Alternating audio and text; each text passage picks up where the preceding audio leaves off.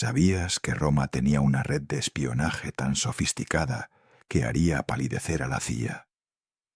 Mientras tú caminas tranquilamente por la calle, imaginando que tu privacidad está protegida, los romanos ya habían perfeccionado el arte de vigilar, infiltrar y eliminar a cualquiera que consideraran una amenaza. Hace más de 2000 años. Te hablo de los frumentari, oficialmente simples transportistas de grano, extraoficialmente los ojos, oídos y dagas del emperador. Estos hombres podían estar sentados a tu lado en una taberna, compartiendo vino contigo, y al día siguiente simplemente desaparecías, sin juicio, sin explicaciones, sin rastro. Hoy vas a descubrir una historia que los libros de historia prefieren ignorar. Una historia de traición, asesinatos políticos y una red de espionaje que se extendía desde las brumosas fronteras de Britania hasta los desiertos de África. Una historia que cambiará para siempre tu percepción sobre el Imperio Romano. Si estás listo para adentrarte en las sombras más oscuras de la antigüedad, quédate conmigo. Y si te apasiona descubrir los secretos más perturbadores de la historia, no olvides suscribirte a Entre Sangre y Poder, porque aquí desentrañamos las verdades que otros canales no se atreven a contar. Prepárate para conocer a los primeros agentes secretos de la historia. Imagínate por un momento que eres un comerciante en la Roma del siglo II después de Cristo. El sol se oculta tras las colinas mientras caminas por las calles empedradas, regresando a casa después de un día de ventas en el foro. Todo parece normal. Los vendedores ambulantes gritan sus ofertas, los niños juegan entre las columnas, el aroma del pan recién horneado se mezcla con el olor a especias orientales. Pero hay algo que no sabes. Ese hombre que acaba de comprarte aceite de oliva, el que te sonrió amablemente y te preguntó sobre tu familia, no es lo que parece. Su verdadero trabajo no es comerciar. Su verdadero trabajo es observarte, escucharte y, si es necesario, eliminarte. Bienvenido al mundo de los frumentari. La historia oficial te dirá que los frumentari eran simples funcionarios encargados de la distribución de grano por todo el imperio. Y técnicamente eso es cierto. Pero esa es solo la superficie de una realidad mucho más oscura y fascinante. Todo comenzó durante el reinado del emperador Trajano, a principios del siglo II. Roma se había expandido de manera vertiginosa. Las fronteras se extendían desde el muro de Adriano en el norte hasta las cataratas del Nilo en el sur, desde las costas atlánticas de Hispania hasta los desiertos de Mesopotamia. Era un territorio imposible de gobernar solo con legiones. ¿Cómo controlas un imperio de 60 millones de personas dispersas en 3 continentes? ¿Cómo sabes si un gobernador provincial está tramando una rebelión a 3000 kilómetros de Roma? ¿Cómo detectas si las tribus germánicas se están organizando para atacar? ¿Cómo te aseguras de que tus propios generales no están planeando marchar sobre la capital? La respuesta romana fue brillante en su simplicidad: el grano. Todos necesitan comer. Y en un imperio donde el trigo era la base de la alimentación, controlar su distribución significaba tener acceso a cada rincón del territorio. Los frumentari nacieron oficialmente como una extensión de la annona, el sistema de distribución gratuita de grano a la población de Roma.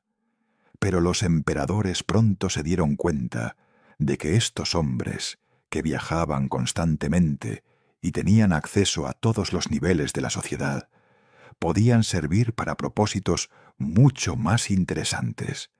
¿Te imaginas la ironía? Los mismos hombres que llevaban el alimento que mantenía viva a la población, también llevaban la información que podía condenar a muerte a cualquiera de ellos. Adriano fue el primero en sistematizar realmente esta red. Durante sus interminables viajes por el imperio, se dio cuenta de que necesitaba ojos y oídos permanentes en cada provincia. No podía confiar únicamente en los informes oficiales de gobernadores y legados. Necesitaba la verdad cruda, sin filtros, sin maquillaje político. Los Frumentari le dieron exactamente eso. Su primer comandante oficial fue un hombre llamado Marco Cornelio Nigrino, un veterano de las guerras dacias que había demostrado tanto valor en el campo de batalla como astucia política. Adriano lo convocó personalmente y le entregó una misión que cambiaría la historia. Quiero saber todo lo que pasa en mi imperio, todo. Y Nigrino cumplió. En menos de 5 años, había establecido una red que se extendía por todas las provincias. Sus agentes no eran soldados evidentes con armaduras relucientes, eran comerciantes, artesanos, esclavos liberados, incluso prostitutas.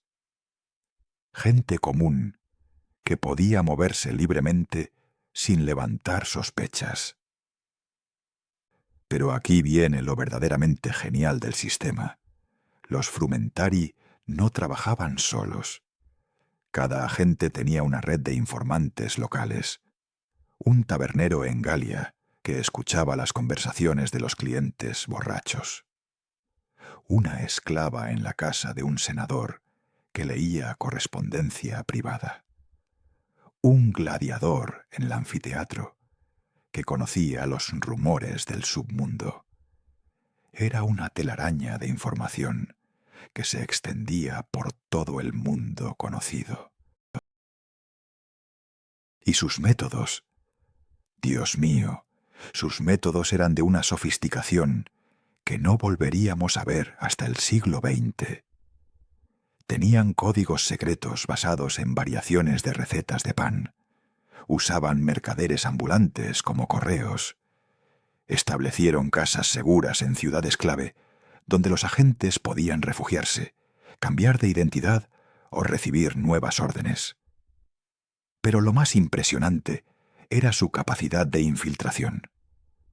Un frumentarius podía pasar años viviendo en una ciudad, construyendo una vida completamente falsa, ganándose la confianza de la élite local, hasta que llegaba el momento de activarse. Marco Valerio Máximo era uno de estos agentes. Durante 10 años vivió en Alejandría, haciéndose pasar por un próspero comerciante de papiros. Se casó con la hija de un banquero local, tuvo 3 hijos, participó activamente en la vida social de la ciudad. Era, por todos los aspectos, un ciudadano modelo, hasta el día en que el gobernador de Egipto, Lucio Julio Vestino, comenzó a mostrar signos preocupantes de ambición personal. Vestino había comenzado a acuñar monedas con su propia imagen, había reforzado las guarniciones locales con soldados personalmente leales a él y había establecido contactos sospechosos con reyes nubios del sur. Una mañana, Vestino simplemente no despertó. Los médicos determinaron que había sido un ataque al corazón. Su esposa encontró el cuerpo, gritó durante horas, organizó un funeral magnífico. Nadie sospechó nada, excepto que esa misma semana Marco Valerio Máximo cerró su negocio de papiros. Se despidió de su esposa, alegando un urgente viaje comercial, y nunca más se le volvió a ver en Alejandría. Coincidencia, dirás tú. Pero cuando esto mismo comenzó a suceder en otras provincias, con otros gobernadores problemáticos, con otros comerciantes que desaparecían misteriosamente después de muertes naturales, el patrón se volvió inquietantemente claro. Los Frumentari no eran solo espías. Eran ejecutores, Y aquí es donde la historia se vuelve realmente escalofriante, porque estos hombres no respondían ante el Senado, ni ante los cónsules, ni ante ninguna ley conocida. Respondían directamente ante el emperador. Y cuando el emperador decidía que alguien era una amenaza para el Estado, ese alguien simplemente dejaba de existir. Pero ¿sabes lo más perturbador de todo? Que funcionó. Durante más de 200 años, los Frumentari mantuvieron la estabilidad del Imperio Romano mediante una combinación perfecta de información y terror. Evitaron rebeliones, descubrieron conspiraciones, eliminaron amenazas antes de que pudieran materializarse. El precio, por supuesto, fue que Roma se convirtió en un estado policíaco, donde la paranoia era una herramienta de gobierno y la confianza un lujo que nadie podía permitirse. Pero eso es solo el comienzo de esta historia, porque lo que vas a descubrir a continuación hará que todo lo que te he contado hasta ahora parezca un juego de niños. ¿Estás listo para descubrir cómo estos simples transportistas de grano se convirtieron en los amos absolutos de las sombras del imperio más poderoso de la historia? ¿Alguna vez has sentido esa extraña sensación de que alguien te está observando? Esa incómoda certeza de que hay ojos puestos en ti, aunque no puedas ver a nadie. Ahora multiplica esa sensación por 60 millones de personas y extiéndela por 3 continentes. Eso era vivir en el Imperio Romano durante la época dorada de los Frumentari. Porque verás, lo que comenzó como una simple red de distribución de grano se había transformado en algo mucho más ambicioso y aterrador. El primer sistema de vigilancia masiva de la historia humana. Imagínate despertando en Lugdunum, la actual Lyon, en el año 160 después de Cristo. Eres un próspero comerciante de vinos galos. Tienes una hermosa villa con vista al río Ródano, esclavos que atienden tus necesidades y una vida que envidiarían muchos ciudadanos romanos. Todo parece perfecto, pero ¿no sabes que Marcus Lucianus, el panadero que te vende hogaza fresca cada mañana, memoriza cada conversación que escucha en su establecimiento? ¿No sabes que Claudia, la prostituta del burdel, donde a veces terminas después de una noche de vino, reporta meticulosamente quién visita a quién y qué secretos susurran en la oscuridad? ¿No sabes que incluso Gaius, tu esclavo más confiable, ese que liberaste el año pasado por su lealtad, tiene una segunda lealtad que desconoces por completo? Todos ellos son parte de la red, todos ellos informan, todos ellos observan. Los Frumentari habían comprendido algo que los gobiernos modernos tardaron siglos en descubrir. La información más valiosa no se encuentra en los palacios ni en los cuarteles militares. Se encuentra en las tabernas, en los mercados, en las termas, en los burdeles. Se encuentra donde la gente habla libremente porque cree que nadie importante está escuchando. Se equivocaban. El sistema que desarrollaron era de una elegancia diabólica. En cada ciudad importante del imperio, un frumentarius oficial establecía una estación de grano. Oficialmente estos edificios servían para coordinar la distribución de alimentos. Extraoficialmente eran centros de inteligencia, donde convergía información de toda la región. Pero el verdadero genio estaba en la estructura de la red. Los Frumentari no confiaban en un solo tipo de informante. Habían categorizado meticulosamente a sus fuentes según su posición social y el tipo de información que podían proporcionar. En el nivel más alto estaban los aurei, informantes de élite infiltrados en las familias senatoriales. en el círculo íntimo de gobernadores provinciales, incluso en la propia corte imperial. Estos hombres y mujeres habían dedicado décadas a construir identidades falsas tan convincentes que ni sus propias esposas sospechaban su verdadera lealtad. Lucila Octavia era una de ellos.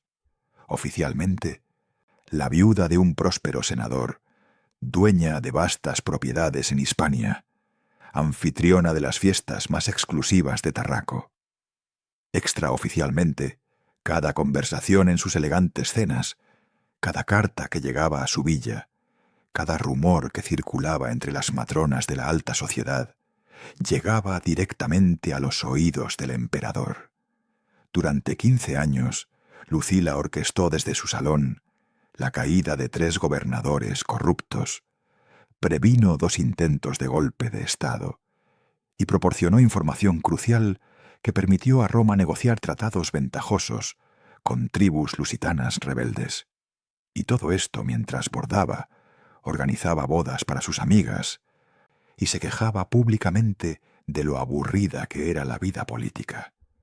En el nivel medio estaban los argentei, comerciantes, artesanos, veteranos licenciados, libertos prósperos. Gente con suficiente movilidad social para acceder a información relevante, pero no tan visible como para levantar sospechas si hacían preguntas. Y finalmente estaban los Ferrari, la base de la pirámide. Esclavos, gladiadores, prostitutas, mendigos, soldados rasos. Los invisibles de la sociedad romana. Aquellos a quienes nadie prestaba atención, pero que veían y escuchaban absolutamente todo. Pero ¿sabes qué era lo más brillante de este sistema? Que la mayoría de los informantes no sabían que trabajaban para los frumentari. Toma el caso de Brutus Calvus, un veterano de las legiones que se había establecido como armero en Eburacum, la actual York. Brutus pensaba que simplemente estaba proporcionando información útil a un viejo compañero de armas que ahora trabajaba en administración. Le parecía natural contarle sobre las quejas de los soldados locales, sobre los rumores que circulaban en la fortaleza, sobre las extrañas visitas nocturnas que recibía el comandante. Lo que Brutus no sabía era que su viejo compañero era un frumentarius de alto rango y que cada una de sus conversaciones informales en la taberna estaba siendo cuidadosamente documentada y enviada a Roma. Esta compartimentación era fundamental para la seguridad de la red. Si alguien descubría a un informante, no podía comprometer a toda la operación, porque simplemente no conocía la estructura completa. Pero el alcance de la vigilancia iba mucho más allá de simples informantes humanos. Los frumentari habían desarrollado técnicas de espionaje que no volveríamos a ver hasta la época moderna. Interceptaban correspondencia mediante una red de correctores que trabajaban en las estaciones de posta imperial. Cada carta importante era abierta, copiada y reselada con tal maestría que el destinatario nunca notaba la interferencia. Desarrollaron un sistema de códigos basado en recetas de pan que les permitía comunicarse abiertamente sin levantar sospechas.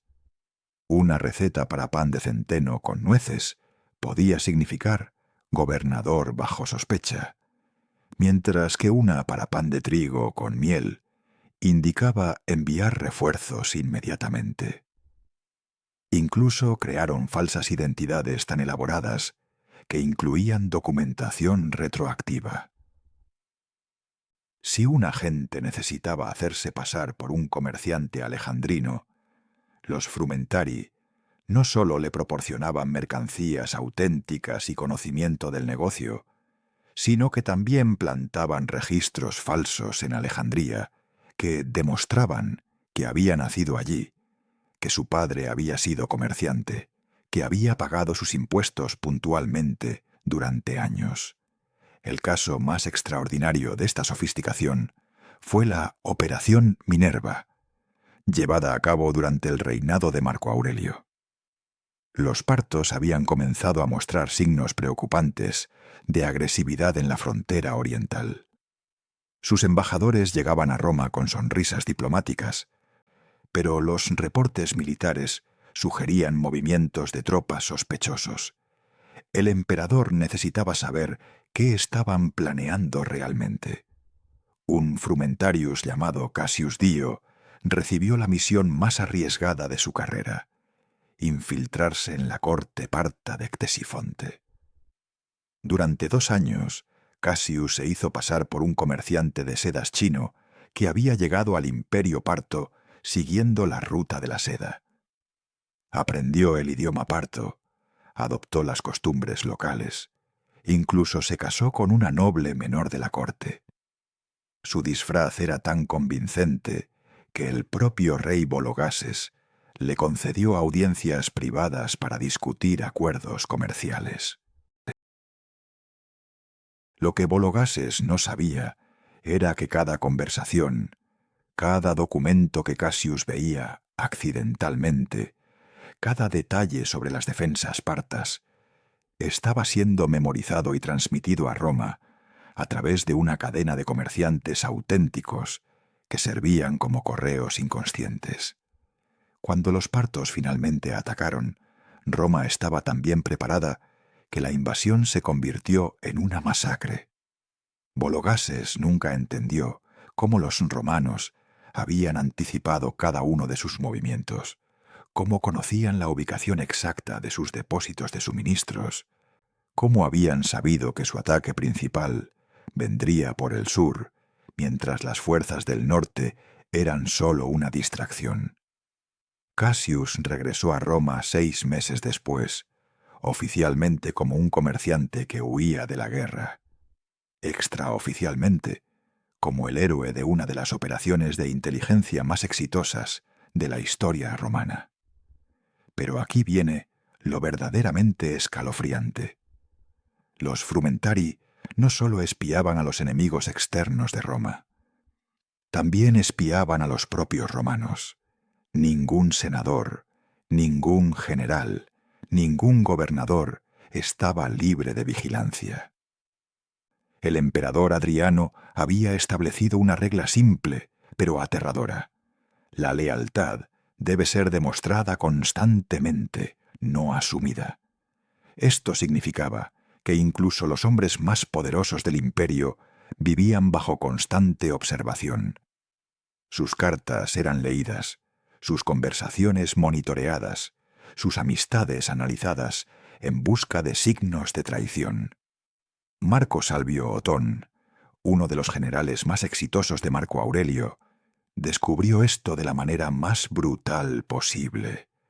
Después de una brillante campaña contra las tribus germánicas, Otón regresó a Roma esperando honores y recompensas. En lugar de eso, fue arrestado discretamente en su propia casa, acusado de alta traición. ¿Su crimen? Sus cartas privadas a su esposa, interceptadas por los frumentari, contenían quejas sobre las políticas imperiales y comentarios irónicos sobre lo fácil que sería gobernar mejor que ciertos emperadores. Comentarios que cualquier persona normal haría en la privacidad de su hogar, pero que en el mundo de los frumentari constituían evidencia de tendencias sediciosas. Otón desapareció una noche. Su familia fue informada de que había muerto en un accidente de caza. Su nombre fue borrado de todos los registros oficiales. Para el imperio, Marco Salvio Otón nunca había existido. Y esto, querido oyente, era la realidad cotidiana de vivir bajo el imperio de las 1000 miradas. Una realidad donde la paranoia no era una enfermedad mental, sino una herramienta de supervivencia. Donde la lealtad se medía no por tus acciones, sino por tus pensamientos privados, donde incluso el silencio podía ser interpretado como sospechoso. Pero si crees que esto era lo más oscuro que los Frumentari eran capaces de hacer, te aseguro que aún no has visto nada, porque el espionaje era solo el primer paso. Lo que venía después, lo que hacían cuando la información no era suficiente, eso te helará la sangre. ¿Estás preparado para descubrir cómo estos guardianes de la información se convirtieron en ángeles de la muerte? ¿Deseas continuar con el siguiente capítulo o modificar algo de este segundo? Planned Dark Chapter About Roman Secret Agents' Brutal Missions. El usuario ha respondido simplemente «Sigue», lo que confirma que está satisfecho con el capítulo 2 y quiere que continúe con el tercero. Según el esquema aprobado, el próximo capítulo es Capítulo 3. Asesinos con toga. Revelamos las misiones más oscuras de los Frumentari. Asesinatos políticos, chantajes, torturas y operaciones encubiertas que decidían el destino de emperadores.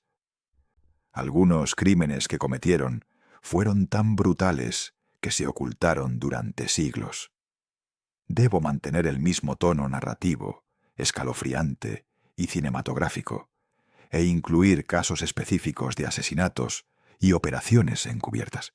El capítulo debe tener alrededor de 1500 palabras y terminar con un gancho hacia el siguiente capítulo. Capítulo 3. Asesinos con toga. Te voy a contar sobre una muerte que cambió el curso de la historia. Una muerte tan perfecta, tan meticulosamente planeada, que durante 1800 años nadie sospechó que había sido un asesinato. Estamos en el año 180 después de Cristo. El emperador Cómodo, ese megalómano que se creía la reencarnación de Hércules, acaba de ser estrangulado en su baño por un gladiador llamado Narciso. La historia oficial dice que fue una conspiración palaciega, liderada por su amante Marcia y el prefecto del pretorio Leto. Pero eso es solo lo que quisieron que creyéramos. La realidad es que Cómodo había firmado su sentencia de muerte 6 meses antes, cuando tomó una decisión que los Frumentari consideraron inaceptable. Quiso abolir su red de espionaje. ¿Por qué? Porque incluso un emperador paranoico y sanguinario como Cómodo había comenzado a sentir el peso de vivir bajo constante vigilancia. Los Frumentari sabían demasiado, controlaban demasiado, habían acumulado demasiado poder, y Cómodo, en un momento de lucidez aterradora, se dio cuenta de que él mismo era prisionero de la máquina que sus predecesores habían creado. Así que decidió destruirla. Llamó a Quintus Aemilius Laetus, el comandante supremo de los Frumentari, a una audiencia privada. Le dijo que había decidido disolver la organización, que Roma no necesitaba espías para gobernar sus propios ciudadanos, que prefería confiar en la lealtad tradicional romana. Laetus salió de esa reunión con una sonrisa en el rostro y veneno en el corazón. Porque lo que Cómodo no entendía era que los Frumentari ya no eran servidores del emperador. Se habían convertido en algo mucho más peligroso, guardianes de un sistema que consideraban más importante que cualquier hombre individual, incluyendo al propio César. La operación para eliminar a Cómodo fue una obra maestra de manipulación psicológica. Los Frumentari no se limitaron a asesinarlo. Primero lo destruyeron mentalmente. Durante meses, alimentaron su paranoia con información falsa. Le hicieron creer que Marcia lo traicionaba, que Leto planeaba un golpe, que los senadores conspiraban contra él. Cada día, nuevos informes de inteligencia llegaban a sus manos, todos cuidadosamente fabricados para empujarlo hacia una espiral de locura y violencia. Y funcionó. Cómodo se volvió tan errático, tan sanguinario, tan impredecible, que incluso sus partidarios más leales comenzaron a cuestionar su cordura. Para cuando Narciso apretó sus manos alrededor del cuello imperial, la mitad del Senado ya estaba convencida de que era necesario. Pero aquí viene lo verdaderamente escalofriante. Marcia, Leto, incluso el propio Narciso, creían genuinamente que estaban salvando a Roma de un tirano loco. Nunca supieron que habían sido manipulados, que cada una de sus decisiones había sido cuidadosamente orquestada por hombres que permanecían en las sombras. Esa era la nueva realidad del poder en Roma. Los emperadores gobernaban, pero los frumentarii decidían quién vivía y quién moría. Y no se detenían ante nada. El asesinato de Cómodo fue solo el más visible de sus crímenes. Pero en los archivos secretos que ocasionalmente salen a la luz, encontramos evidencia de una carnicería sistemática que se extendió por todo el imperio durante más de 2 siglos. Toma el caso de Marcus Licinius Crassus, nieto del famoso triunviro. Crassus había heredado vastas propiedades en Galia y había comenzado a mostrar ambiciones políticas preocupantes. No planeaba rebeliones ni conspiraciones. Simplemente era demasiado popular, demasiado rico, demasiado influyente para el gusto de los frumentarii. Una mañana de primavera del año 195, Crassus salió de caza con sus amigos más cercanos en los bosques cerca de Lugdunum. Era una actividad rutinaria, algo que había hecho cientos de veces. Su equipo de seguridad conocía el territorio. Los caballos estaban bien entrenados. El clima era perfecto. Lo que encontraron esa tarde fueron los cuerpos despedazados por lobos. La investigación oficial concluyó que el grupo había tenido la mala suerte de encontrarse con una manada inusualmente agresiva. Una tragedia, pero no algo sin precedentes en las regiones salvajes de Galia, excepto que no había lobos en esa área desde hacía más de 50 años. Los verdaderos asesinos eran un escuadrón especializado de frumentarii, conocido como venatores, los cazadores. Hombres entrenados en técnicas de asesinato que podían hacer que cualquier muerte pareciera un accidente natural. Los venatores eran el secreto más negro de la organización. Oficialmente no existían. Sus nombres no aparecían en ningún registro. Sus familias creían que trabajaban como comerciantes o artesanos ordinarios, pero en realidad eran asesinos profesionales que habían perfeccionado el arte de matar sin dejar rastros. Su entrenamiento era brutal y exhaustivo. Comenzaban como niños, usualmente huérfanos recogidos de las calles de Roma, y pasaban años aprendiendo no solo técnicas de combate, sino también medicina, química, actuación e incluso magia de escenario. Un venator podía matarte con sus manos desnudas, pero también podía envenenarte con una sustancia indetectable, hacerte caer de un caballo con una técnica que parecía completamente accidental, o provocar un infarto mediante presión precisa en ciertos puntos nervosos. Marcus Aurelius Severus era uno de los venatores más legendarios. Durante 30 años fue responsable de al menos 70 muertes confirmadas por todo el imperio.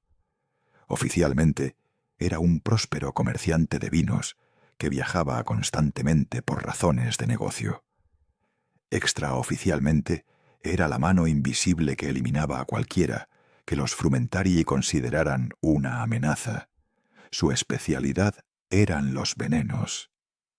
Había desarrollado una colección de sustancias tóxicas que podían matar de formas tan variadas que cada muerte parecía tener una causa completamente diferente. Para un senador problemático en Hispania, utilizó un veneno extraído de una planta mediterránea que causaba síntomas idénticos a la malaria. El hombre murió después de semanas de enfermedad, y ni siquiera su médico personal sospechó algo anormal. Para un gobernador en Egipto que había comenzado a cuestionar las órdenes imperiales, empleó una toxina que provocaba hemorragias internas graduales. La muerte parecía resultado de una úlcera estomacal que había empeorado lentamente. Para un general en Germania que había mostrado signos de ambición personal, utilizó un compuesto que simulaba perfectamente un accidente vascular cerebral. El hombre colapsó durante una cena con sus oficiales y murió pocas horas después, mientras todos los presentes podían testificar que había sido completamente repentino. Pero los Frumentari no se limitaban a asesinatos individuales, también orquestaban tragedias a gran escala cuando era necesario. En el año 212, una legión completa estacionada en Britania comenzó a mostrar signos de descontento peligroso. Los soldados se quejaban de las condiciones, cuestionaban las órdenes, y había rumores de que estaban considerando marchar sobre Londinium para exigir mejores salarios. Los Frumentari decidieron que la situación requería una solución definitiva. Una noche, mientras la legión acampaba cerca del muro de Adriano, fueron atacados por lo que los supervivientes describieron como demonios salvajes que emergieron de la niebla. Criaturas que luchaban como hombres, pero parecían bestias, que conocían el terreno perfectamente y que desaparecieron antes del amanecer. Más de 3.000 soldados murieron esa noche. Los pocos supervivientes hablaron de un ataque coordinado por tribus pictas que habían logrado infiltrarse a través de las defensas del muro. Pero los análisis modernos de los registros romanos revelan inconsistencias perturbadoras en esa historia. Las heridas descritas no coinciden con las armas típicamente utilizadas por los pictas. Los ataques se concentraron específicamente en los oficiales y suboficiales más problemáticos. Y más extraño aún, ninguna tribu picta reclamó jamás crédito por tan espectacular victoria. La realidad era que los demonios salvajes eran Frumentari disfrazados, apoyados por auxiliares germánicos que habían sido convencidos de que estaban participando en un ejercicio de entrenamiento especial. Una masacre cuidadosamente orquestada para eliminar una amenaza y al mismo tiempo proporcionar una justificación para reforzar las defensas fronterizas. Pero quizás el aspecto más perturbador de las operaciones de los Frumentari era su uso sistemático de la tortura como herramienta de información. Tenían centros especializados ocultos en las principales ciudades del imperio. Oficialmente eran almacenes de grano o talleres de artesanos. Extraoficialmente eran lugares donde los gritos se perdían entre las paredes de piedra y donde hombres y mujeres desaparecían para siempre. Los métodos que empleaban habían sido perfeccionados durante décadas de experimentación. No buscaban solo información, buscaban la destrucción completa de la voluntad humana. Utilizaban técnicas psicológicas que no volveríamos a ver hasta los interrogatorios del siglo XX. Privación del sueño, desorientación temporal, amenazas contra familiares inocentes. Pero también empleaban torturas físicas de una crueldad refinada que haría palidecer a los peores sádicos de la historia.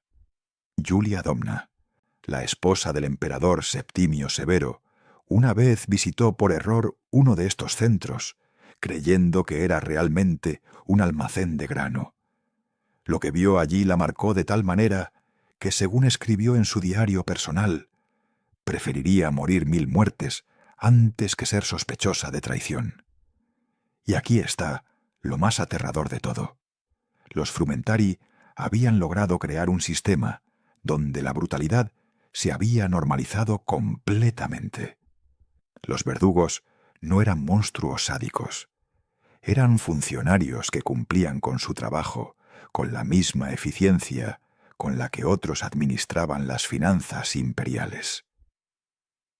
Tenían manuales detallados sobre técnicas de interrogatorio, llevaban registros meticulosos de qué métodos funcionaban mejor con qué tipo de prisioneros. Habían sistematizado el horror hasta convertirlo en una ciencia. Pero todo este poder, toda esta capacidad de destrucción, llevaría inevitablemente a una pregunta fundamental. ¿Qué pasa cuando los guardianes se convierten en una amenaza mayor que aquellos a quienes supuestamente protegen? La respuesta llegó de la manera más espectacular posible, cuando los propios Frumentari decidieron que habían encontrado al enemigo más peligroso de Roma, su propio emperador. ¿Estás preparado para descubrir cómo los maestros del asesinato político aplicaron sus técnicas contra el hombre más poderoso del mundo? ¿Qué haces cuando la criatura que has creado se vuelve contra ti? ¿Qué haces cuando tus propios guardianes deciden que tú eres la amenaza? Marco Aurelio Antonino, mejor conocido como Caracalla, estaba a punto de descubrirlo de la manera más brutal posible. Era el 8 de abril del año 217, después de Cristo. El emperador más poderoso del mundo conocido se encontraba en Carjae, una ciudad polvorienta de Mesopotamia, inspeccionando las fortificaciones orientales del imperio. Hacía calor, el tipo de calor seco que se pega a la piel y hace que cada movimiento se sienta como caminar a través de melaza. Caracalla había salido de su tienda al amanecer para realizar un ritual privado en honor a Alejandro Magno, su obsesión personal. Como cada mañana durante los últimos 3 años, se dirigía solo hacia un pequeño templo en las afueras de la ciudad, seguido únicamente por su guardia pretoriana más cercana. Pero esa mañana, uno de sus guardias era diferente. No en apariencia. Marcus Opelius Macrinus llevaba a servir al emperador durante casi una década. Había salvado su vida en múltiples ocasiones. Era considerado uno de los hombres más leales del imperio. La realidad era que Macrinus había recibido órdenes específicas 3 semanas antes. Órdenes que venían directamente del núcleo más secreto de los Frumentari. Caracalla tenía que morir. ¿Por qué? Porque había cometido el error más peligroso que un emperador romano podía cometer. Había intentado controlar a los controladores. Todo había comenzado 6 meses antes, cuando Caracalla recibió un informe rutinario de los Frumentari sobre actividades sediciosas en Galia. El informe mencionaba, casi casualmente, que habían resuelto el problema, eliminando a un gobernador local que mostraba signos de ambición excesiva. Para cualquier emperador anterior, esto habría sido información de rutina. Pero Caracalla hizo una pregunta que cambiaría todo. ¿Cuántos gobernadores habéis eliminado en los últimos 5 años sin consultarme? La respuesta lo heló hasta los huesos. 43. 43 hombres que él había nombrado personalmente. 43 funcionarios de alto rango del imperio. Habían sido asesinados por sus propios espías sin que él siquiera fuera informado. No habían sido rebeldes confirmados ni traidores evidentes. Simplemente habían sido considerados problemáticos por un grupo de hombres que operaban en las sombras. Esa noche, Caracalla no pudo dormir. Se paseó por su palacio en Roma, bebiendo vino y haciendo preguntas que nadie quería responder. ¿Cuánto poder real tenían los Frumentari? ¿Quién decidía realmente las políticas del imperio? ¿Era él el emperador de Roma? ¿O simplemente la cara visible de una organización que operaba según sus propias reglas? La respuesta llegó 2 días después, cuando intentó despedir al comandante supremo de los Frumentari. Quintus Marcius Dioga había servido en esa posición durante 15 años. Era un hombre de apariencia insignificante, el tipo de persona que pasaría desapercibida en cualquier multitud. Pero cuando Caracalla le informó que sus servicios ya no eran necesarios, Dioga simplemente sonrió. César, le dijo con una calma que resultaba más aterradora que cualquier amenaza, creo que no comprendes completamente la situación actual. Y entonces Dioga hizo algo que ningún súbdito había hecho jamás ante un emperador romano. Le entregó un pergamino y le ordenó que lo leyera. El documento contenía información que Caracalla nunca había visto. Detalles íntimos sobre cada miembro de su familia, cada amigo, cada amante. Registros completos de sus conversaciones privadas, incluidas aquellas que había tenido esa misma mañana en la privacidad de sus aposentos. Fotografías de lugares secretos donde guardaba tesoros personales que creía que nadie conocía.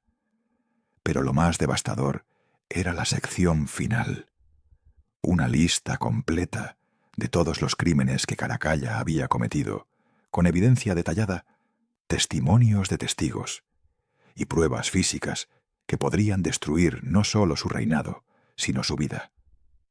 Verás, César, continuó Dioga con esa misma sonrisa helada, nosotros no trabajamos para ti. Tú trabajas para Roma, y nosotros decidimos qué es mejor para Roma. Caracalla salió de esa reunión como un hombre quebrado. Se dio cuenta de que durante años había sido prisionero de su propio gobierno, una marioneta que bailaba según las cuerdas tiradas por hombres cuyas caras ni siquiera conocía. Pero Caracalla no era un hombre que aceptara la derrota fácilmente. Si los Frumentari creían que podían intimidarlo, estaban a punto de descubrir por qué los legionarios lo llamaban el pequeño Alejandro. Comenzó su contraataque de la manera más inteligente posible, fingiendo sumisión total. Durante meses actuó como el emperador perfecto. Seguía todas las recomendaciones de los Frumentari, aprobaba cada una de sus operaciones, incluso les proporcionaba recursos adicionales para expandir sus actividades. A todos los efectos externos, había aceptado su papel como figura decorativa, pero secretamente estaba construyendo su propia red. Utilizó su posición para identificar a oficiales militares que todavía le eran genuinamente leales, hombres que habían servido bajo su mando en las campañas germánicas, veteranos que lo habían visto luchar codo a codo con ellos en el barro y la sangre de las fronteras. Soldados que recordaban cuando ser emperador significaba liderar desde el frente, no desde las sombras. También comenzó a reclutar entre los enemigos naturales de los Frumentari, comerciantes cuyos negocios habían sido arruinados por interferencia de espías, senadores cuyas familias habían sido investigadas sin justificación, incluso prostitutas y gladiadores que habían sido forzados a espiar a sus propios clientes y compañeros. La red anti-Frumentari de Caracalla creció lentamente, pero creció. Y cuando finalmente se sintió listo para actuar, su plan era de una audacia que habría impresionado al propio Alejandro Magno. Iba a eliminar a todos los comandantes Frumentari del imperio en una sola noche. Había identificado las ubicaciones de los centros de comando principales, había mapeado las rutinas de los oficiales de alto rango, había coordinado ataques simultáneos en 23 ciudades diferentes. Si todo salía según el plan, al amanecer del 15 de marzo del año 217, los Frumentari serían historia. Pero había un problema que Caracalla no había anticipado. Los Frumentari sabían todo lo que estaba planeando, porque uno de sus aliados más confiables, Marcus Opelius Macrinus, había estado informando cada movimiento, cada conversación, cada detalle del plan, directamente a Quintus Marcius Dioga. La trampa se cerró con una precisión que habría sido admirable si no hubiera sido tan letal. 3 días antes de la fecha prevista para el ataque, Caracalla recibió información de que había una conspiración para asesinarlo durante su visita programada a Carrae. La información venía de Macrinus, quien aseguró que había descubierto la trama mediante sus propios contactos de inteligencia. Caracalla podría haber sospechado, pero para entonces ya estaba tan paranoico, tan rodeado de información conflictiva, que ya no sabía en quién confiar. Decidió mantener su viaje, pero reforzar su seguridad personal. Lo que no sabía era que estaba caminando directamente hacia su propia ejecución. La mañana del 8 de abril, mientras se dirigía hacia el templo de Alejandro, Caracalla finalmente se dio cuenta de la verdad.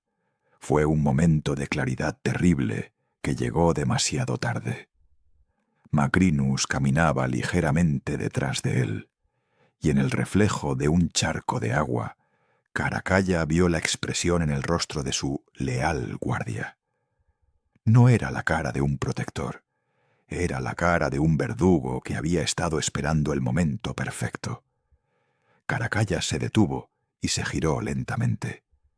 Sus ojos se encontraron con los de Macrinus, y en ese momento ambos hombres supieron que el juego había terminado.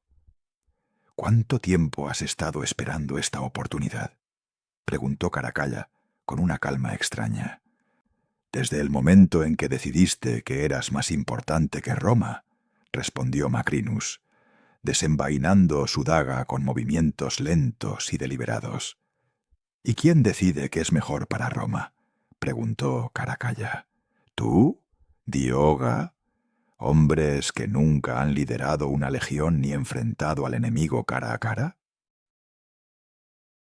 Hombres que entienden que el poder verdadero no se exhibe, respondió Macrinus, se ejerce.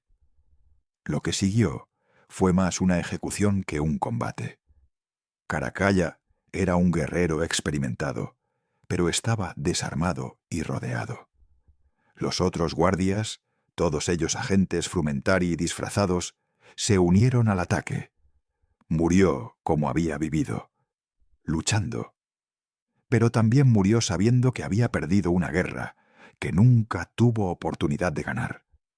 La historia oficial reportó que Marco Aurelio Antonino, emperador de Roma, había sido asesinado por soldados descontentos durante una parada para aliviar sus necesidades naturales. Una muerte indigna para un hombre que se había considerado un dios. La realidad era que había sido ejecutado por el sistema que él mismo había alimentado, por una máquina que había crecido tanto que ya no necesitaba a su creador. Macrinus se convirtió en emperador al día siguiente, oficialmente elegido por aclamación de las tropas. Extraoficialmente, instalado por los frumentari como su marioneta perfecta. Pero aquí viene lo verdaderamente escalofriante. Macrinus genuinamente creía que había salvado al imperio. Los frumentari habían logrado algo que ningún manipulador en la historia había conseguido antes. No solo habían eliminado a su enemigo, lo habían convencido de que era un patriota por hacerlo. Esa noche, mientras Macrinus celebraba su ascensión al trono, Quintus Marcius Dioga se retiró a sus aposentos privados y escribió en su diario personal: «Hemos demostrado que ningún hombre, sin importar cuán poderoso sea, está por encima de Roma. El sistema es más fuerte que cualquier individuo. El sistema sobrevive». Y tenía razón. Los frumentari habían logrado algo que parecía imposible. Habían institucionalizado la traición. La habían convertido en un acto patriótico. Pero como toda organización que se vuelve demasiado poderosa, demasiado arrogante, demasiado segura de su propia infalibilidad, estaban a punto de descubrir que el poder absoluto tiene un precio, y ese precio, bueno, ese precio estaba enterrado en secretos que saldrían a la luz de maneras que cambiarían para siempre nuestra comprensión del mundo antiguo. ¿Estás listo para descubrir evidencias que los propios Frumentari nunca quisieron que encontráramos? ¿Qué pasaría si te dijera que en el año 2023 un arqueólogo británico descubrió algo que cambió completamente nuestra comprensión de la historia antigua? Algo tan revolucionario que los servicios de inteligencia modernos clasificaron inmediatamente la información y prohibieron su publicación durante 2 años. Te hablo del descubrimiento de la Villa Secretorum, una propiedad aparentemente ordinaria en las afueras de Pompeya, que resultó ser algo completamente extraordinario, el centro de entrenamiento y archivo principal de los Frumentari. El doctor James Morrison no estaba buscando espías romanos cuando comenzó sus excavaciones en el 2022.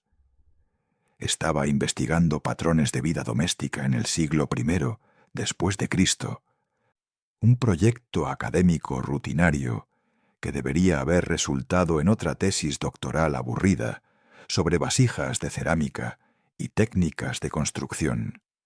En lugar de eso, descubrió lo que los expertos están llamando silenciosamente el hallazgo arqueológico más importante del siglo XXI. Todo comenzó cuando Morrison notó algo extraño en los patrones de las habitaciones subterráneas. Las dimensiones no tenían sentido para una villa romana típica. Los espacios eran demasiado grandes para almacenamiento, demasiado elaborados para simples bodegas, y tenían sistemas de ventilación extraordinariamente sofisticados para espacios que supuestamente solo guardaban aceite y vino. Pero lo que realmente llamó su atención fueron las inscripciones. En una pared aparentemente decorativa, Morrison encontró lo que inicialmente parecía ser un mosaico ornamental con patrones geométricos. Pero cuando aplicó técnicas de imagen digital avanzada, descubrió que los patrones no eran decorativos, eran un código que había permanecido indescifrable durante casi 2000 años. Morrison pasó 6 meses trabajando con criptógrafos de la Universidad de Cambridge, utilizando algoritmos de computadora para analizar las secuencias. Lo que encontraron los dejó sin palabras. Era un sistema de encriptación que no volvería a aparecer en la historia hasta la invención de las máquinas Enigma durante la Segunda Guerra Mundial. Los Frumentari habían desarrollado cifrados sustitucionales polialfabéticos 1700 años antes de que los matemáticos europeos siquiera conceptualizaran la posibilidad teórica de tales sistemas. Pero eso era solo el comienzo. Cuando finalmente descifraron el primer mensaje, descubrieron que no era una simple comunicación administrativa, era un manual de entrenamiento para agentes secretos que contenía técnicas de espionaje tan avanzadas que las agencias modernas todavía las utilizan. El manual detallaba métodos de infiltración psicológica que predataron las técnicas de la KGB por más de 1000 años. Describía sistemas de comunicación encubierta que no volverían a aparecer hasta el desarrollo de la radio durante la Primera Guerra Mundial. Incluía diagramas de dispositivos de vigilancia mecánicos que anticiparon invenciones del siglo XIX. Pero ¿sabes lo más escalofriante? El manual estaba organizado como un curso universitario moderno, completo con exámenes, ejercicios prácticos y evaluaciones de rendimiento. Los Frumentari no improvisaban. habían sistematizado completamente el arte del espionaje. Morrison continuó excavando, y cada nueva habitación revelaba secretos más asombrosos. Encontró lo que claramente era un laboratorio químico, donde los antiguos espías desarrollaban venenos, drogas para interrogatorios y sustancias para crear documentos falsificados que envejecían artificialmente. Descubrió talleres donde se fabricaban identidades falsas completas. No solo documentos. Los Frumentari creaban biografías enteras, incluyendo evidencia física de vidas que nunca habían existido. Encontró herramientas para modificar la apariencia facial, tintes para cambiar el color del cabello, e incluso técnicas quirúrgicas primitivas para alterar características distintivas. Pero el descubrimiento más perturbador vino cuando Morrison alcanzó los niveles más profundos de la villa. Allí encontró lo que solo puede describirse como una instalación de tortura científica. No los instrumentos crudos de dolor que asociamos con la antigüedad, sino dispositivos sofisticados, diseñados para quebrar la mente humana mediante técnicas de presión psicológica sistemática. Había cámaras de privación sensorial que eliminaban completamente cualquier estímulo visual, auditivo o táctil. Sistemas de desorientación temporal que confundían a los prisioneros sobre cuánto tiempo habían estado cautivos. Incluso dispositivos acústicos que producían frecuencias específicas diseñadas para inducir ansiedad extrema y alucinaciones. Los Frumentari habían desarrollado técnicas de lavado de cerebro 1400 años antes de que el término siquiera existiera. Pero aquí viene lo verdaderamente increíble. Todo esto estaba documentado meticulosamente. Morrison encontró archivos completos que detallaban no solo las técnicas utilizadas, sino también estudios estadísticos sobre su efectividad, análisis comparativos de diferentes métodos, e incluso lo que solo puede describirse como protocolos éticos para determinar cuánta tortura era apropiada para diferentes tipos de prisioneros. Los romanos habían convertido la brutalidad en una ciencia exacta. Sin embargo, el hallazgo más revolucionario vino cuando Morrison descubrió los archivos de comunicaciones. Los Frumentari no solo habían desarrollado códigos avanzados, habían creado una red de comunicación que se extendía por todo el imperio conocido, utilizando tecnología que desafía nuestra comprensión de las capacidades antiguas. En una habitación sellada, Morrison encontró diagramas detallados de lo que solo puede describirse como un sistema de telegrafía óptica. Los Frumentari habían establecido torres de señales desde Britania hasta Egipto que podían transmitir mensajes codificados a través de miles de kilómetros en cuestión de horas. No estamos hablando de simples hogueras en las montañas. Estos eran sistemas sofisticados que utilizaban espejos, lentes y dispositivos mecánicos para crear patrones de luz complejos que transportaban información detallada. Un mensaje que normalmente habría tardado meses en viajar de Roma a Alejandría podía ser transmitido en menos de un día. Más asombroso aún, habían desarrollado un sistema de repetidores donde operadores especializados en estaciones intermedias recibían, decodificaban y retransmitían mensajes sin nunca conocer su contenido real. Era compartimentación de información en su forma más pura. El Dr. Morrison también descubrió evidencia de que los Frumentari habían desarrollado técnicas de vigilancia que anticiparon inventos modernos por siglos. Encontró diagramas de dispositivos acústicos que podían amplificar conversaciones a distancias extraordinarias, sistemas de espejos que permitían observación discreta alrededor de esquinas, e incluso lo que parecen ser los precursores de las cámaras ocultas. Dispositivos ópticos miniaturizados que podían ser escondidos en objetos cotidianos. Pero quizás el descubrimiento más perturbador fue el archivo de operaciones psicológicas. Los Frumentari no solo espiaban y asesinaban, habían desarrollado técnicas para manipular la opinión pública a una escala que habría impresionado a los propagandistas del siglo XX.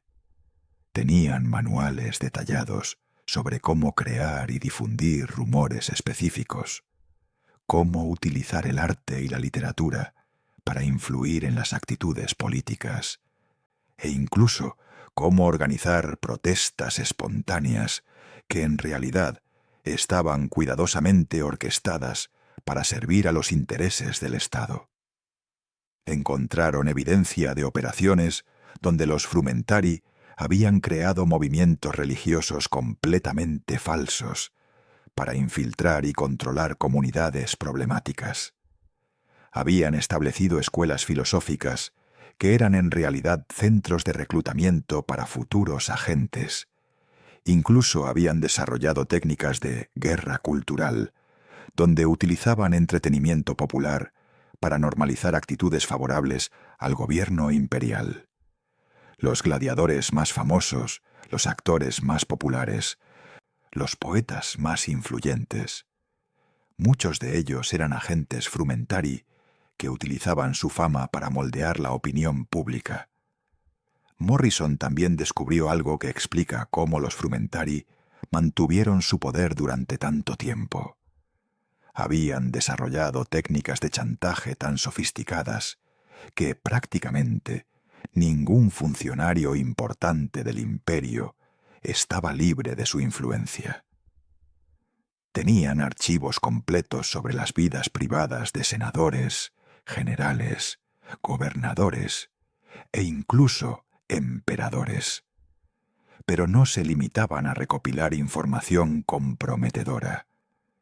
La creaban activamente mediante operaciones elaboradas, diseñadas para poner a sus objetivos en situaciones comprometedoras. Organizaban fiestas donde drogas sutiles desinhibían a los invitados importantes. Proporcionaban prostitutas especializadas, entrenadas para extraer secretos durante momentos íntimos. Incluso creaban situaciones donde hombres honestos se veían forzados a tomar decisiones moralmente cuestionables, decisiones que luego podían ser utilizadas como palanca de control. Era corrupción sistemática, diseñada para asegurar que nadie con poder real pudiera oponerse efectivamente a los Frumentari. Pero el hallazgo más escalofriante de Morrison fue la evidencia de que los Frumentari habían sobrevivido mucho más tiempo de lo que cualquier historiador había sospechado. En los niveles más profundos de la villa encontró documentos que databan hasta el siglo V después de Cristo, casi 200 años después de que supuestamente habían sido disueltos por Diocleciano. Los archivos sugerían que la organización se había adaptado al colapso del Imperio Occidental, transformándose en una red de espionaje que operaba a través de la Iglesia cristiana primitiva. Los documentos mencionaban hermanos en Cristo que mantenían vigilancia piadosa sobre rebaños descarriados. Un lenguaje religioso que, cuando era decodificado, revelaba operaciones de inteligencia que se extendían desde Constantinopla hasta las cortes bárbaras de Galia y Germania. Los Frumentari no habían desaparecido con Roma. Se habían transformado, adaptado, sobrevivido. ¿Y sabes lo más aterrador de todo? Morrison encontró evidencia de que algunas de sus técnicas, algunas de sus redes, algunas de sus tradiciones habían sobrevivido hasta épocas mucho más recientes de lo que nadie había imaginado. Había referencias a hermandades de vigilancia en documentos medievales. conexiones entre redes de espionaje renacentistas y métodos claramente derivados de manuales Frumentari. Incluso similitudes inquietantes entre técnicas de inteligencia modernas y protocolos desarrollados en la Villa Secretorum hace 2000 años. ¿Es posible que la organización de espionaje más sofisticada del mundo antiguo nunca haya desaparecido realmente? ¿Que simplemente haya evolucionado, adaptándose a cada nueva era, manteniendo su esencia a través de los siglos? Morrison cree que sí. Y cuando publique sus hallazgos completos el próximo año, el mundo tendrá que reconsiderar todo lo que creíamos saber sobre la continuidad histórica, el poder secreto y la persistencia de las organizaciones en las sombras. Porque resulta que los romanos no solo inventaron las carreteras, los acueductos y el sistema legal moderno, también inventaron el estado de vigilancia total. Y después de 2000 años, finalmente estamos comenzando a entender cómo funcionaba realmente. ¿Te has preguntado alguna vez por qué tu teléfono parece escuchar tus conversaciones? ¿Por qué recibes anuncios de productos sobre los que acabas de hablar con un amigo?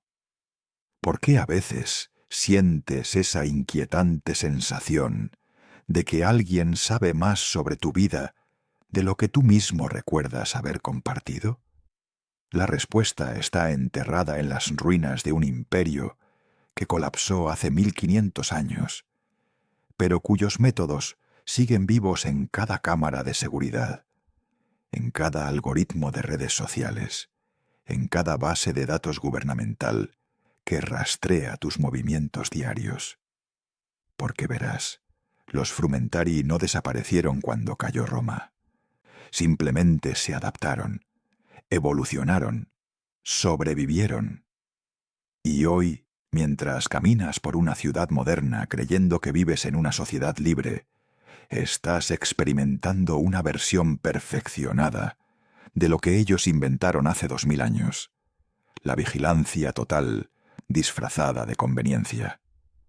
Cuando los arqueólogos del siglo XXI comenzaron a estudiar seriamente los métodos Frumentari, descubrieron algo que los dejó helados. Casi cada técnica de espionaje moderno había sido anticipada por estos antiguos maestros de las sombras. No eran coincidencias, eran conexiones directas, líneas de conocimiento que se extendían a través de los siglos como hebras de una telaraña invisible. Toma el concepto de inteligencia de fuentes abiertas, que las agencias modernas consideran una innovación del siglo XX. Los Frumentari ya lo habían perfeccionado, recopilando información masiva de fuentes públicas aparentemente inocuas, registros comerciales, documentos legales, cartas personales, incluso grafitis en las paredes de las tabernas. O considera las técnicas de perfilado psicológico que el FBI desarrolló en los años 80. Los manuales encontrados en la Villa Secretorum contienen análisis de personalidad tan detallados que habrían impresionado a los psicólogos modernos. Los Frumentari clasificaban a sus objetivos según patrones de comportamiento, predecían sus reacciones y diseñaban estrategias de manipulación específicamente adaptadas a cada tipo de personalidad. Incluso el concepto de guerra de información, que domina los conflictos del siglo XXI, tiene raíces directas en las operaciones psicológicas romanas. Los Frumentari entendían que controlar la información era más poderoso que controlar los ejércitos, que moldear las percepciones era más efectivo que conquistar territorios. Pero aquí viene lo verdaderamente escalofriante. No solo anticiparon nuestras técnicas modernas, las mejoraron.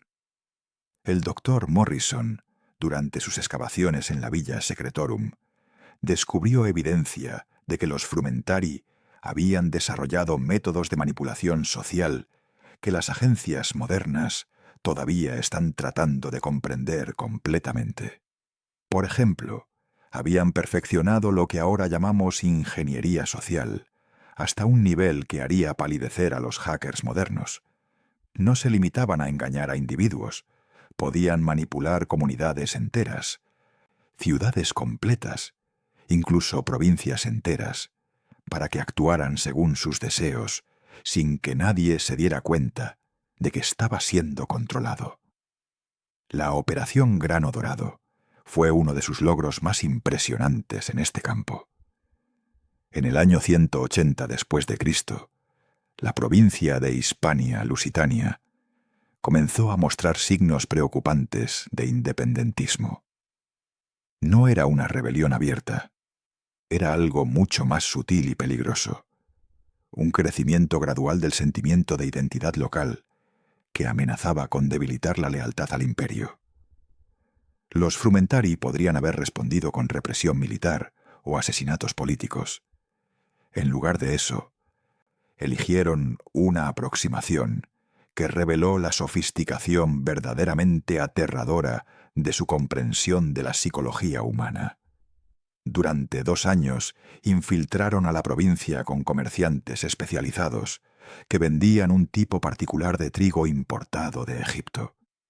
Este trigo tenía características únicas.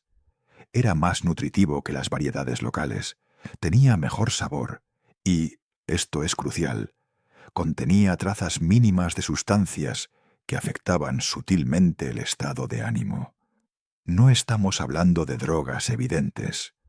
Los frumentari habían identificado compuestos naturales que, consumidos regularmente en cantidades pequeñas, inducían cambios graduales en los neurotransmisores que regulan la agresividad y la resistencia al cambio. El resultado fue que durante el transcurso de 2 años, la población de Lusitania se volvió gradualmente más dócil, más conformista, más dispuesta a aceptar la autoridad imperial. El sentimiento independentista no fue aplastado, simplemente se desvaneció, como niebla que desaparece al amanecer.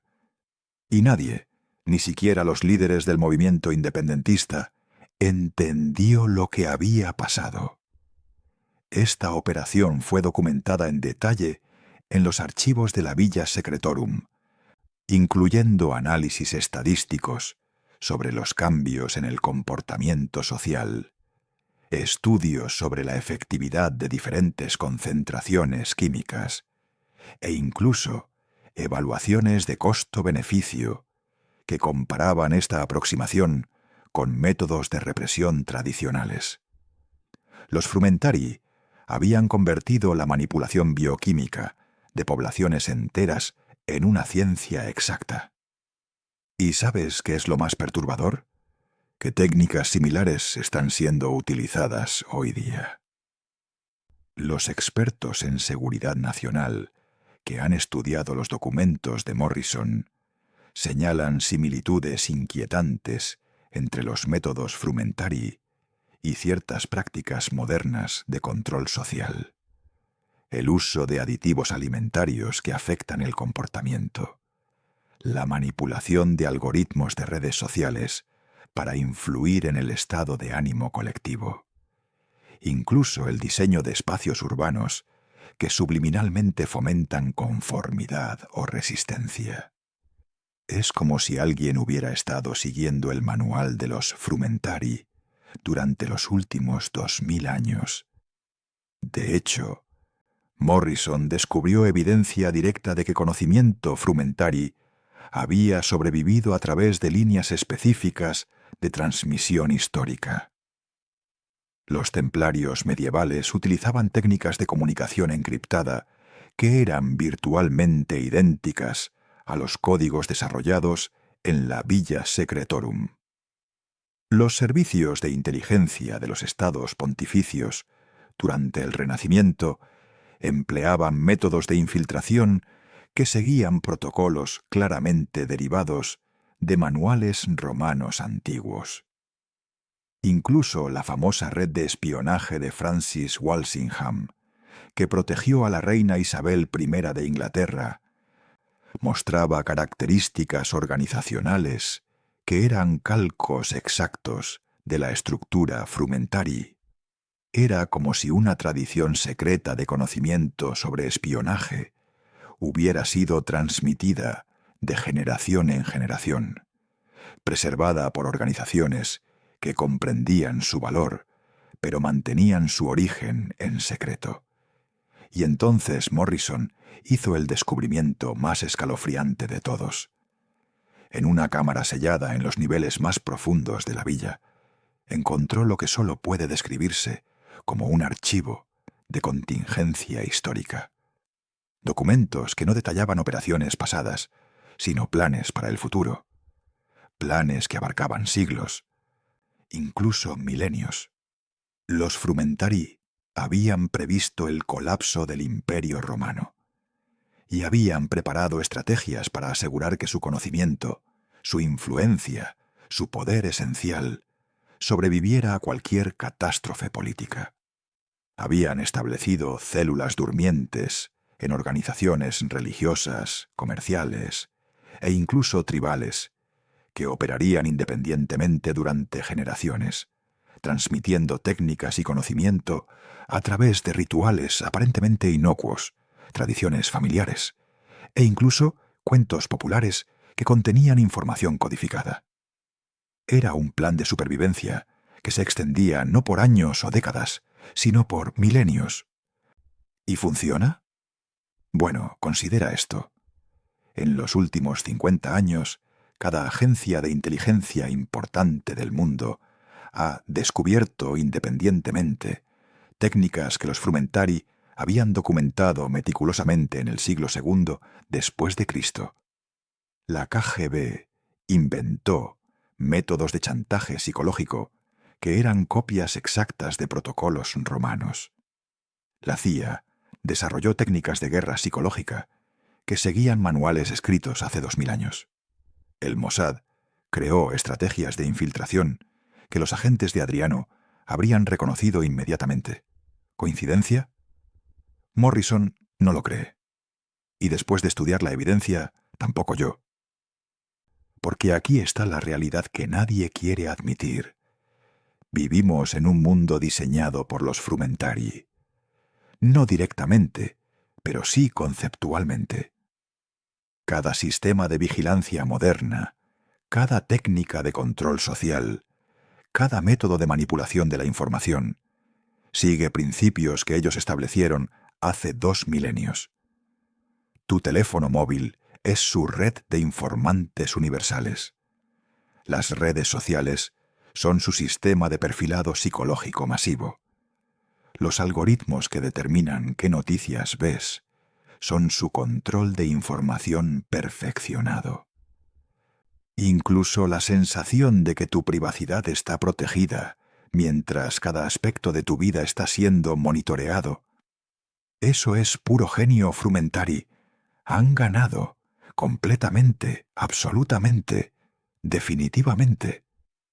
La única diferencia es que ahora ya no necesitan espías humanos cuando tienes un dispositivo de vigilancia voluntario en tu bolsillo. Ya no necesitan infiltrar organizaciones cuando tú mismo publicas tus pensamientos más íntimos en plataformas que analizan cada palabra. Ya no necesitan tortura física cuando la manipulación psicológica es tan sutil que ni siquiera te das cuenta de que está ocurriendo. Los Frumentari crearon el futuro en el que vivimos. Y lo más escalofriante es que funcionó exactamente como lo planearon.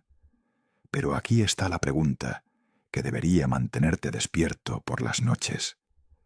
Si los métodos de los Frumentari eran tan efectivos, si sus técnicas eran tan avanzadas, si su influencia fue tan duradera, ¿quién los está utilizando ahora? ¿Quiénes son los herederos modernos de esa tradición milenaria de poder en las sombras? ¿Existen todavía organizaciones que operan según esos principios antiguos, adaptados a nuestro mundo tecnológico? Morrison cree que sí. Y si tienes estómago para la verdad, te sugiero que prestes mucha atención a las noticias en los próximos meses, porque cuando publique sus hallazgos completos, el mundo va a descubrir que la historia que nos enseñaron en la escuela era sólo la superficie. La historia real, la historia del poder verdadero, siempre ha sido escrita en las sombras. Y esas sombras son mucho más largas, mucho más oscuras y mucho más presentes en nuestras vidas modernas de lo que jamás imaginamos. Los Frumentari nos enseñaron que el control absoluto no requiere fuerza absoluta, requiere información absoluta y la voluntad de utilizarla sin límites morales. Y si miras a tu alrededor, si observas realmente cómo funciona el mundo moderno, te darás cuenta de que esa lección fue aprendida perfectamente. La próxima vez que sientas esa extraña sensación de que alguien te está observando, recuerda, no es paranoia, es historia. Una historia que comenzó hace 2000 años y que nunca realmente terminó. Simplemente se perfeccionó. Y si esta historia te ha fascinado tanto como a mí, si quieres seguir explorando los secretos más oscuros que la historia oficial prefiere ignorar, no olvides suscribirte a Entre Sangre y Poder. Porque en este canal no nos limitamos a contarte lo que pasó. Te mostramos cómo el pasado sigue controlando el presente de maneras que cambiarán para siempre tu forma de ver el mundo. Porque después de todo, como los propios Frumentari escribieron en sus muros, el conocimiento es poder. El poder secreto es poder absoluto. Y el poder absoluto es eterno. Dulces sueños.